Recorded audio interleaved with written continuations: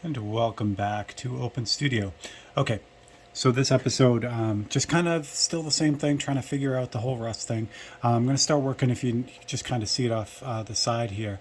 The fender has this nice kind of bluish cast to it over the whole thing. So that's what we're going to kind of address in this episode. We're just going to kind of get that all locked in, and I'll kind of tie it all together at the same time. So it's a nice step. What I'm going to use to do that, I think, let's see, what do I got here? Yeah, I think I might use that. So I have the blue that I mixed up for this. Mix it up here. So this is that slate blue. That's a good starting blue for this, because what I'm going to do is I'm just going to kind of go over this whole area. I know it sounds scary because this blue is very intense, I guess. It's a real strong slate blue, but we're going to adjust it to make it more transparent and add a little bit more white to it, that kind of thing, just to kind of give it a more effect type color than a covering color. And I'm really mixing this well because I want to make sure I get this mixed up well. So that's it. It's a good slate blue. It's the kind of the foundational blue for all this. Yeah, that looks good. So what I am going to start with is a little bit of white. So just going to put, this is mixed 1:1, 1 part reducer, 1 part paint. Put about 3 drops in there. And then I'm going to start with equal drops, or actually no, this is, I just realized this is unreduced. This is full strength, so this is going to be a lot thicker. So I'm just going to start with 1 drop of this. And because I know I'm going to add this anyway, I'm going to start with this. It'll just make the mixing job easier. I'm going to add a little bit more reducer and a little bit of 40/50. So this is 1 part 40/50, the UVLS clear, and then 5 parts reducer. So this will reduce the whole thing, but it'll also introduce that 40/50 to kind of smooth things out.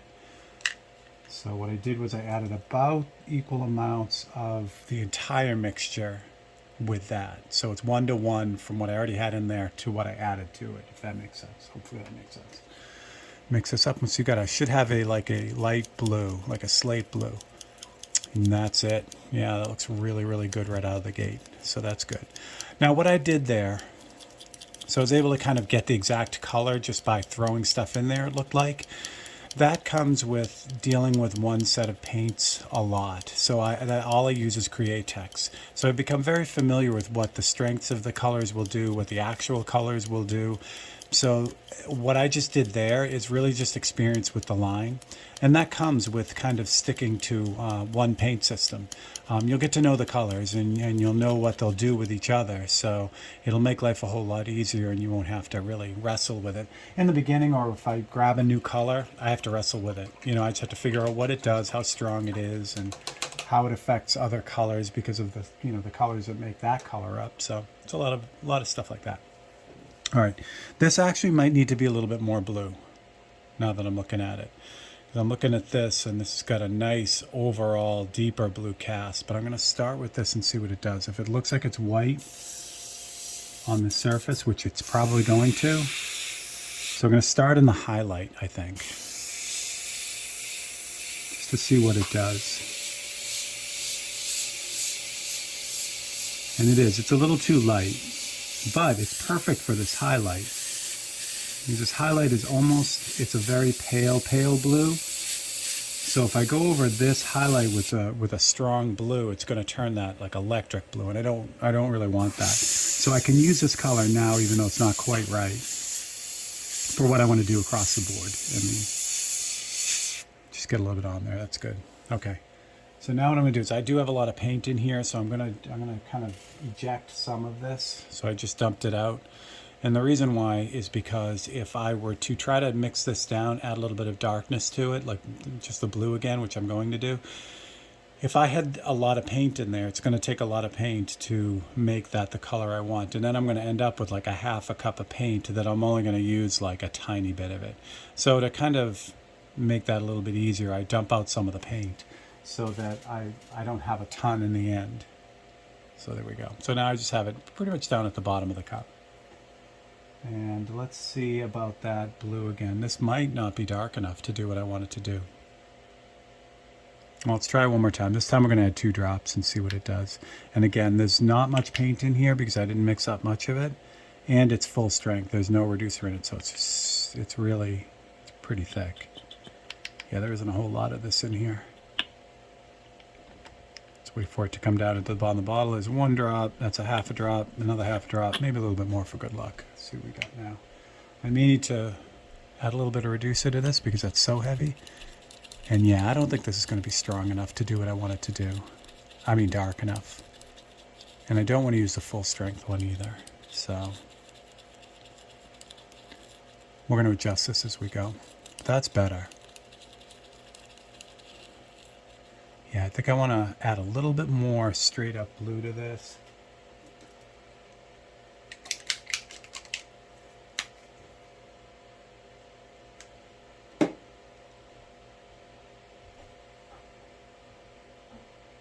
So I've just got a little bit of blue on the end of the paintbrush. I'm just going to add that directly in. So that's going to give me the kind of blue that I think I'm looking for. So again, I want to tint this whole thing so it's a little bit more like that. See how blue that is? How not blue that is? That's what we're going for here. And this is too thick, so this time, yep. There we go. A little bit more reducer and clear. What's nice about this system too, I mean, you gotta be careful not to, like, if you over reduce it, you gotta be ready for what that means. You know, the paint becomes very binder poor, it won't stick very well. But there are no hard, steadfast rules about how to reduce this or how much 40-50 to add. You can do whatever you need to do. It's really, really nice that way. Again, you gotta know what it's gonna do. Like if you go 100%, like 100% reducer and like 1% paint, I mean, it's not going to stick. But as long as you know that, you can really kind of attack it any way you want. So if I were to do that, if it's 100% reducer or 99% reducer and 1% paint, I would just need to know that I would need to sandwich that in between something because that's going to be extremely fragile and extremely light. So again, it's just knowing what's going on. All right. Let's spray out some of this and then we'll get this on here and see what we got. Good. That's a win. All right. So now that you kind of remember that, I'm going to move you guys in closer so you can kind of see what I'm doing here. Actually, let me put this down so I don't drop it. That would be even a better idea. Get you guys in about there. Maybe a little closer. Give it to me. There we go. Okay, good. Nice. Okay. So what I'm thinking is overall, generally, and what that'll do is that'll also tie together a lot of this pattern too. I've probably added a little bit too much texture, excuse me, to this. So this blue pass will help tie all that together. Now I'm going really, really light. Again, if I grab a piece of paper real quick, to show you the actual application. So what I'm doing is I'm going really light, like this. So to give you an even better idea, if I grab a template here and hold that in place while I do this.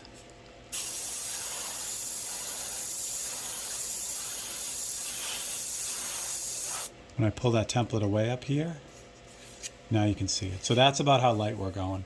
So it's adding that blue in, but in a very slow, controlled way. What I'm also doing is keeping an eye on the overall color. What I don't want to do is I don't want to just hose this whole thing down because I'll lose all those cool browns. The blue will cancel out the brown. So I'm kind of picking my battles, kind of running this in on mostly the white, palish blue parts.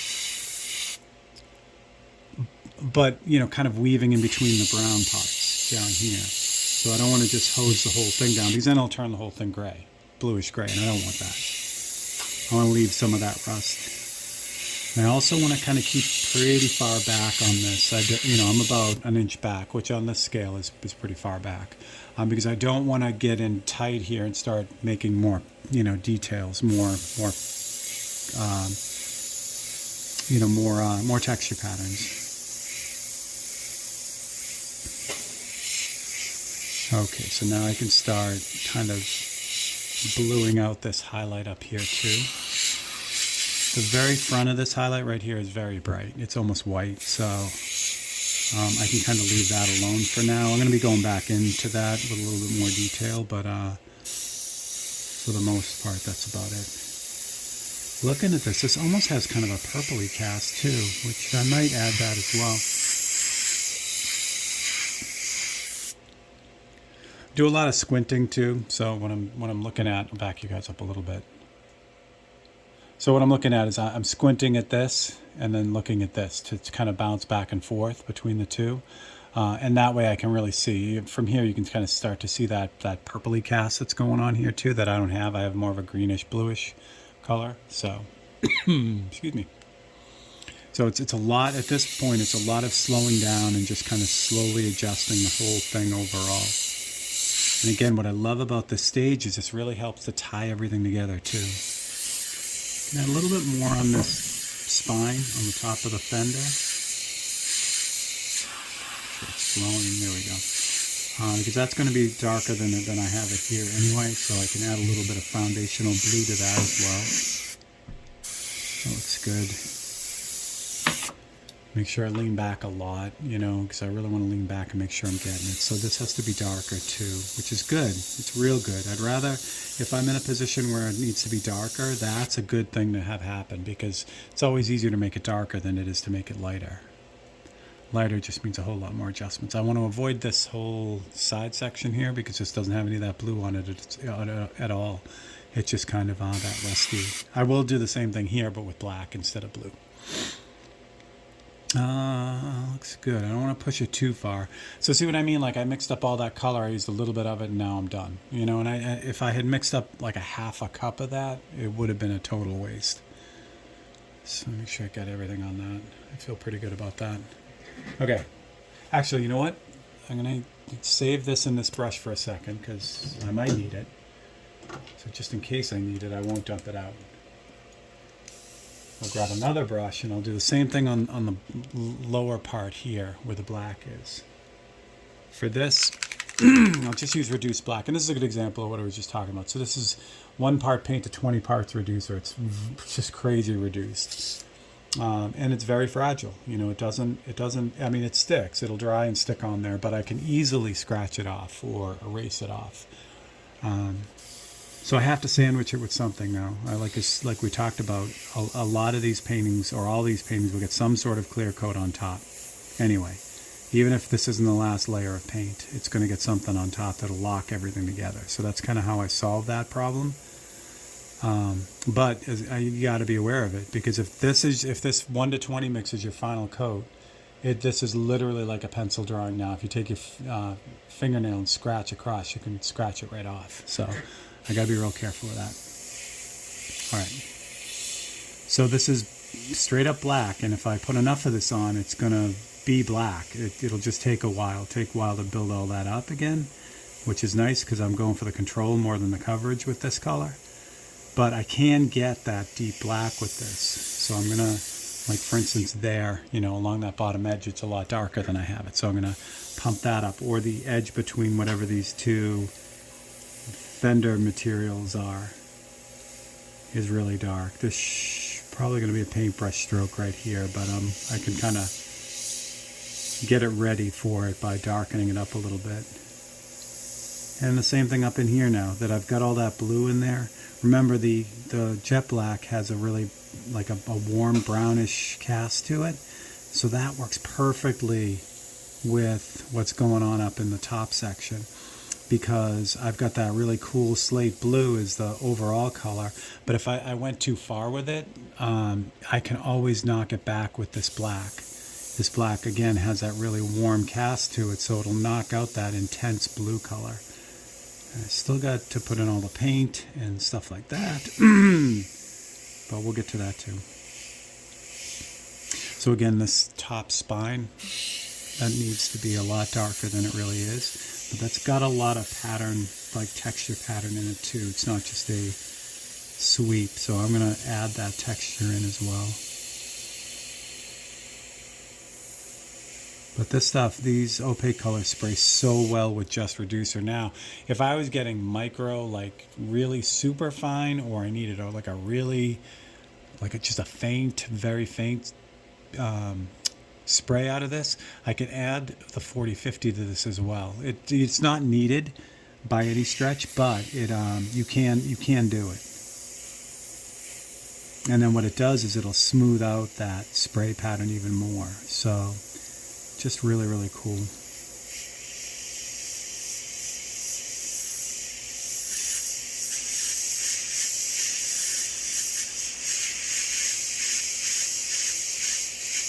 I think I'm going to do that violet too. I really like the way that violet looks in the whole, like the overall.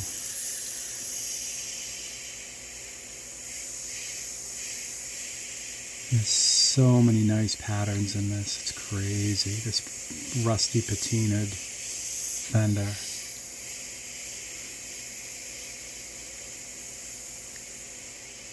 So I have the cropped version of the reference photo, which is, you know, the piece of reference that I set up for the painting. But it's also helpful for me to have like the full photo, or in this case, I have other photos of this bike. So if there's something here that I need clarification on, there's nothing really going on here that would need that. But if there is something that needs clarification, it's always nice to have a few different shots of the subject. And I don't always get that. You know, if I'm doing like a portrait of someone's car, I usually only get one photograph or two photographs, but it's really nice to get a whole bunch of them. It's just nice to be able to say, oh, what is that? And then grab another photo and then be able to figure it out. And in this case, I do have a lot of photos of this bike, which is nice. Yeah, I'm feeling good. Feeling good about this. I'm still avoiding the inside of the fender here. I'm not doing that yet. I'll do that next. But for now, I'm just kind of sipping around and figuring out the bulk of this thing. Okay, so now I'm going to take a step back. I'll step you guys back too so you can really see it. I'll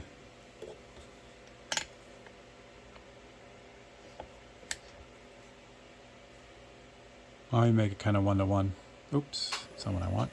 There we go. So now keep in mind what you're seeing on the screen is the video of the tablet screen is a lot bluer than it really is in real life. So, you know, unfortunately you guys aren't going to get a super accurate, you know, back and forth like I have here, but you'll get an idea, I think. All right. So yeah, so I'm picking up that violet. This blue still has a bunch of green in it that I'm not crazy about.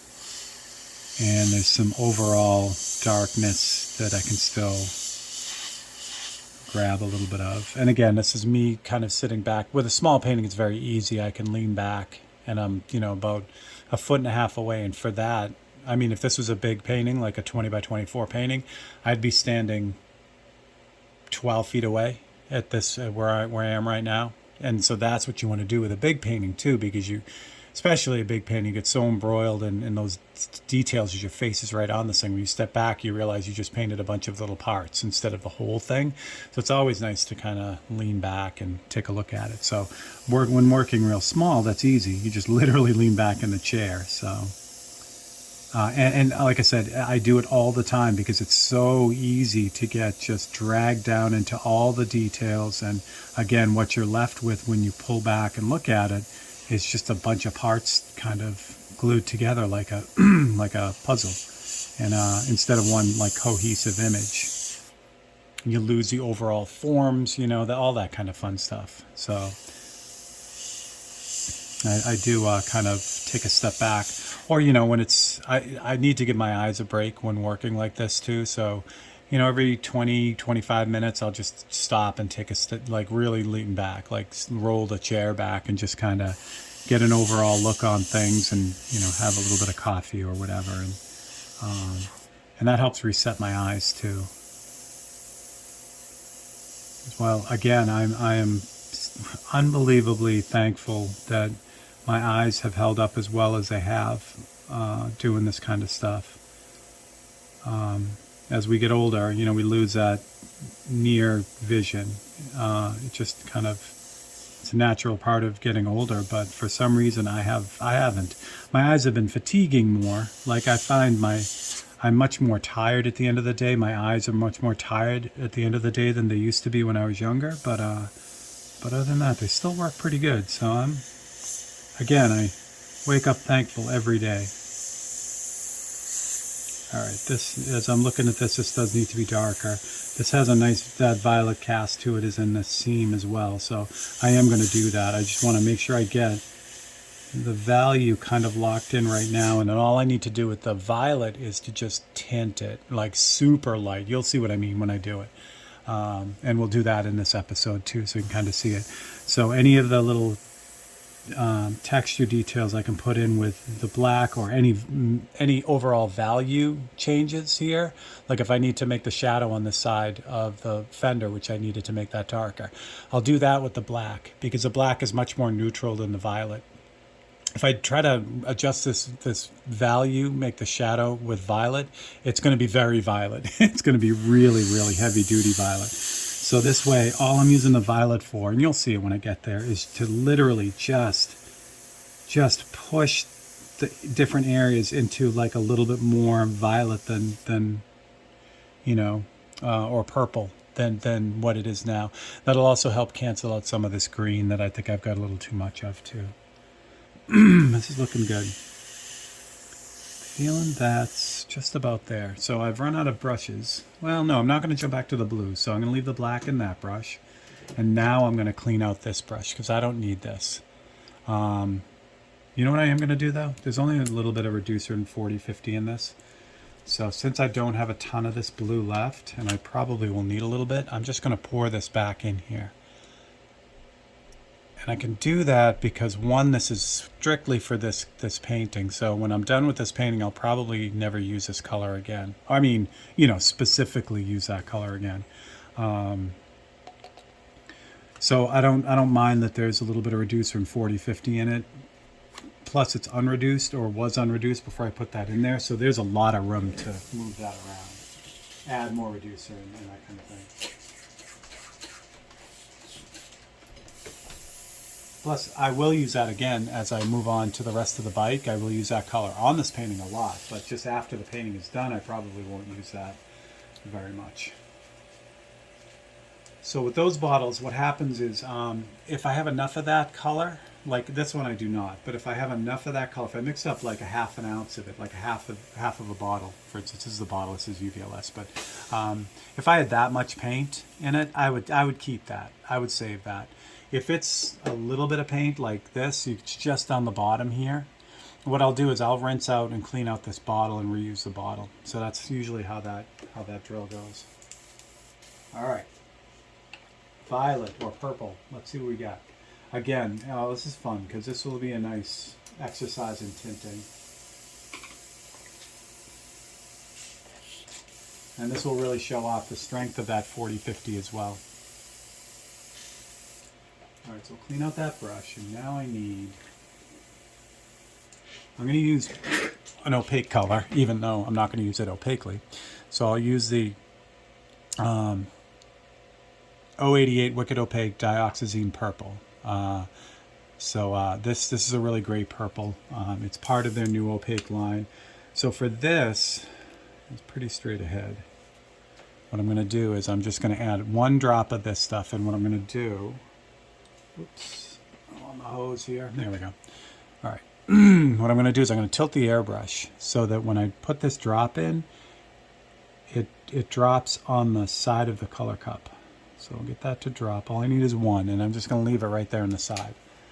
Then I'm going to add the reducer mix, and I'm going to use, I just have a little bit of this left, but this will work. This is the 1:5 mix, and this is what I'm going to kind of mix in. So the reason why I didn't drop the drop down in the bottom of the brush is because the paint will kind of sneak down into the unreduced paint will kind of sneak down into the front of the brush, and it'll be really hard to mix that up. I'll have to back flush it and all that stuff. But if it's on the side here, I can kind of mix the whole mess together without worrying too much about it. And I know I'm mixing over the painting, and I really shouldn't, but say with me, what could go wrong? All right. Such a nice purple. All right, finish mixing that up over here. And then even one drop, I think is going to be too strong. Let me just run this on this and see what we got. There it is. So what I'm looking for is, I'm looking for a really like almost imperceptible spray like that.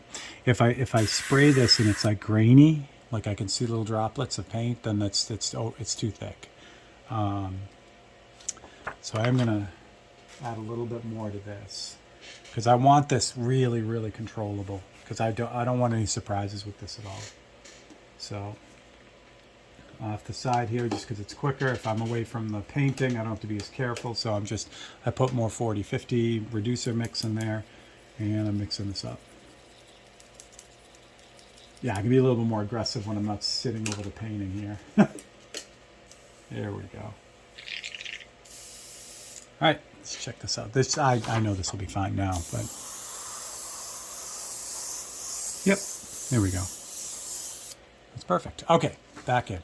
All right, so with this is going to neutralize some of that green. So again, I got to be real careful of this because I don't want to end up with a purple bike either. You know what I mean? So I'm going to just lightly kind of pick and choose the areas that seem a little bit too green to me. And I say green, but what it really is like a turquoise color because of this, the way that the phthalo blue is. Like right here in the bottle, it looks like just primary blue. It really does look just like straight up blue. When you reduce this and spray with it, it has a real greenish cast to it, a real teal cast. And that's just the nature of phthalo, so the phthalo blue. So what I don't want in this bike is this kind of, a lot of this 1950s, teal color.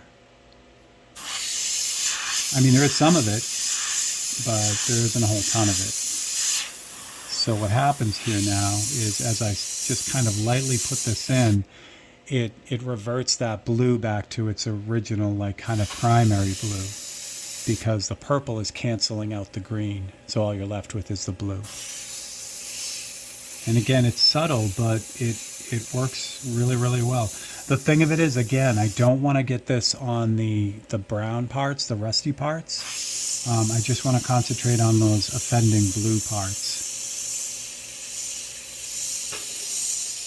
And again, I just said it, there is that teal in here. I don't want to lose all of it, but I do want to lose it in some spots where I need to cool that off.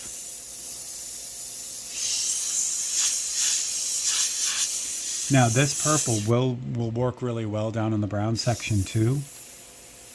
It just, what'll happen is it'll give it kind of a warmer cast to the black, which is nice. And then over the brown, the same thing. It'll just kind of bump up that warmth of the brown, so I can use it, in there as well. And again, this is straight up purple, But again, with all that 40-50 in it and all that reducer, it makes it so transparent that you're seeing so much of the colors underneath kind of bleed through, show through, that it changes what it does.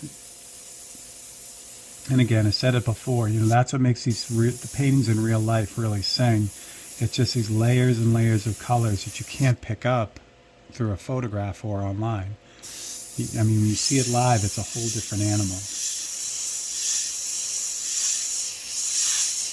And the resolution of an airbrush is better than just about every printer there is. So the size of the droplets that I'm spraying are smaller than just about any inkjet. So it has just a unique look. All right, so there we go. So that's where I'm going to hold off that. What I think we'll work on the next episode, get you guys out here a little bit so you can see the whole thing. What I think we're working on the next episode is catch up the rest of this fender, get the dark areas done so that so that now I can start to balance it. I feel pretty good about the whole thing. I think this overall needs to be darkened a little bit, but that's okay. That's totally okay, because I'll push the whole bike and then make major decisions on, what needs to be kind of like pushed around. But that's where we're at. All right. So again, if you're enjoying Open Studio, please like and subscribe, and check out the other videos, a Tech Tuesday, and we have the weekly live feed on Thursdays.